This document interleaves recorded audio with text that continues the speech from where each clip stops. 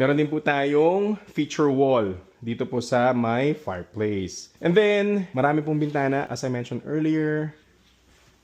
Tapos ito po yung balcony natin. Meron po siyang gas line right over there para hindi na po kayo magpo-propane.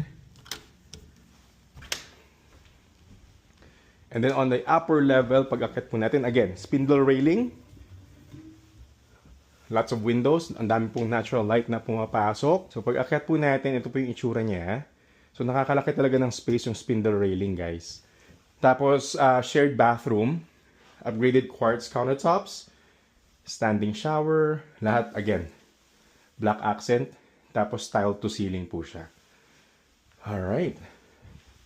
And on this side, closet for your linen, mga kumot, and everything.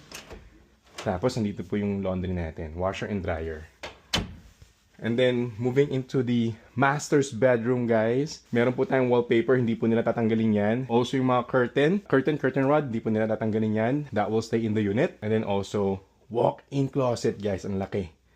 Ang laki ng walk-in closet. Tapos meron pa siyang bypass door.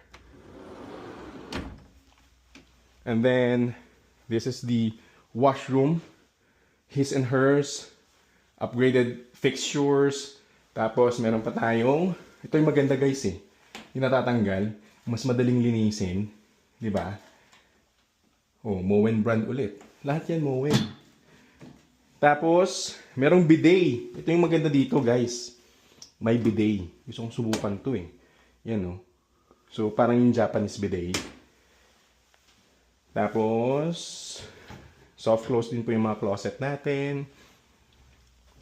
And then, moving po dun sa other two bedrooms. So, meron po tayong kids bedroom right here. Meron din po tayong closet. And then, the other bedroom, right over here. Maraming bintana kasi end unit po siya. Closet. Bedroom with wallpapers. So perfect po siya sa sa family itong unit na to. So guys, if you have any questions, just let me know or comment down below. Guys, ano bang mga may mga questions kayo, may mga concerns, right? So we are located again here at Chelsea Court, Chestermere, Alberta.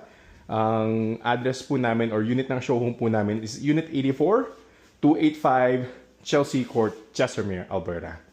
I'll see you guys.